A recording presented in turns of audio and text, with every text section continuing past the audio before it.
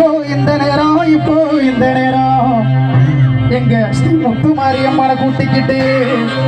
எங்க முத்து மாரியம்மனை கூட்டிக்கிட்டு நீங்க வரவு கருப்பையா நீங்க வரவே கருப்பையா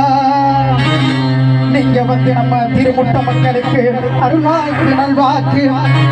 சொல்வாக்கு செல்வாக்கு நீங்க தரணும் கருப்பையா தரவே கருப்பையா